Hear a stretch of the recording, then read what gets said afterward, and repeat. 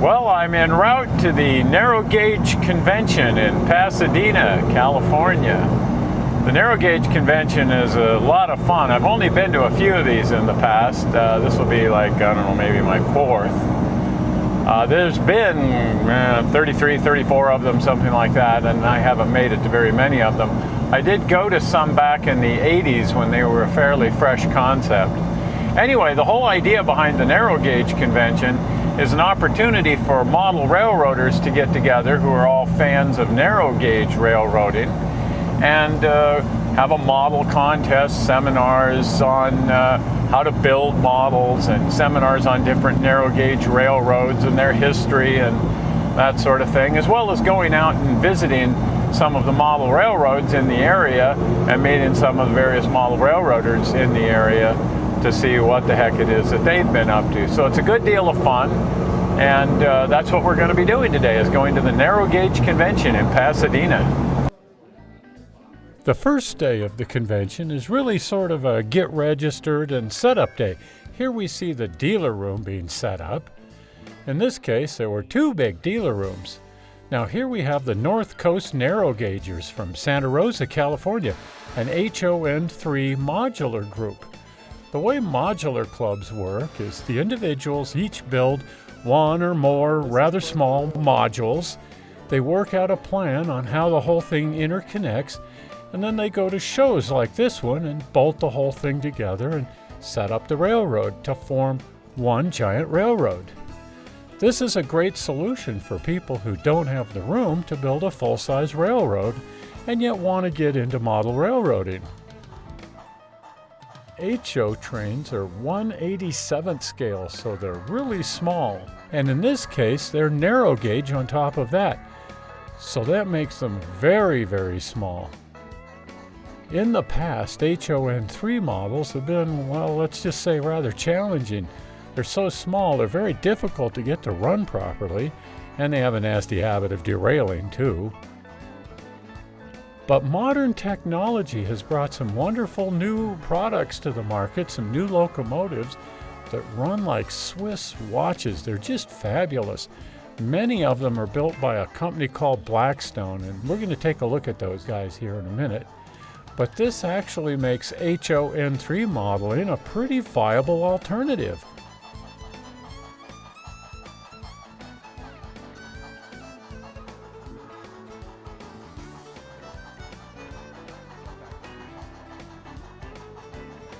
In this footage, it's pretty hard to relate to the fact that these locomotives are only about 6 inches long.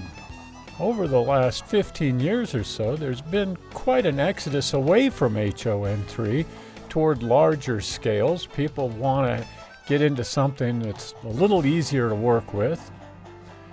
But with this new equipment, a lot of people are coming back to HON3. There really is no compromise these days in picking HON3. These locomotives run brilliantly. They have digital command control and even sound systems.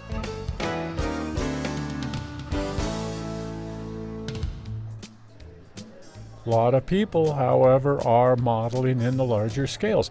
This is an O30 group, the California South Coast Modular Group, and they model in O30. O30 is kind of a new thing that has emerged. It's O scale, but running 30-inch gauge track. Now, in the real world, there wasn't a lot of 30-inch gauge railroading out there.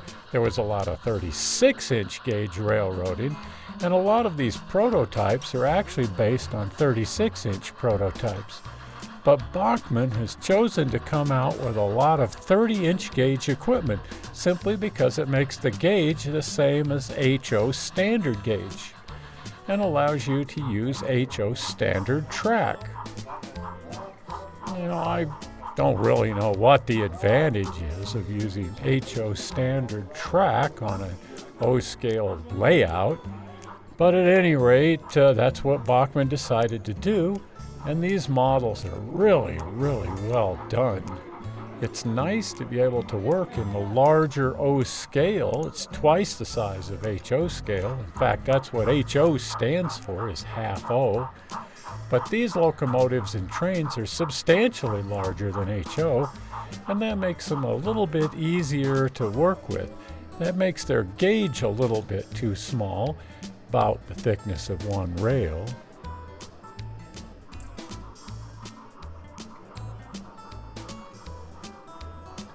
And here we have the contest room. This is the first day and the first models are starting to trickle in.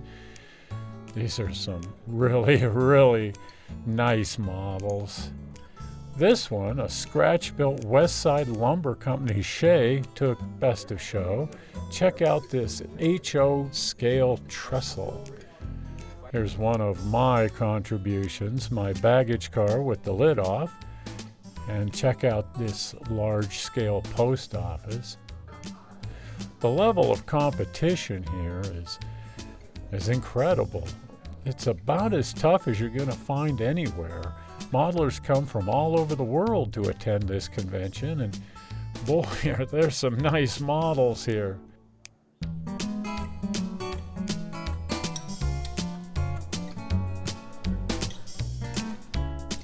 You do see models here of just about every conceivable scale, from these large 20th scale models all the way down to some HO scale and even the occasional NN3 models, just microscopic models.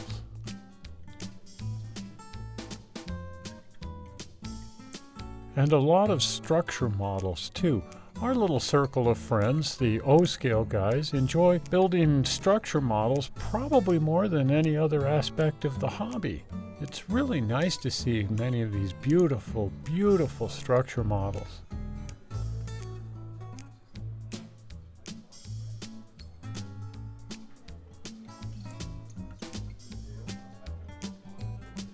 A lot of times with structure models, you have to spend a little time with them and get your nose right down in there. A lot of subtle details, figures. Some of these buildings have full interiors. That's something that our little group really enjoys doing. And the subject matter for structures is really varied. Anything from logging, railroads, to manufacturing facilities, to oil refineries. Waterfront scenes are really fun. But there's more variety in themes and subject matters in structures than there is with just about anything else. Looks like the dealer's room is finally open. We can go in there and check out what people are selling. Check out these beautiful 20th scale brass locomotives. I wanted to adopt both of them and bring them both home with me. At large conventions like this one, most of the dealers are actually the manufacturers. There are a few hobby shops and retail dealers, but generally speaking, the people who are here are the manufacturers of the kits, coming to show off their newest creations.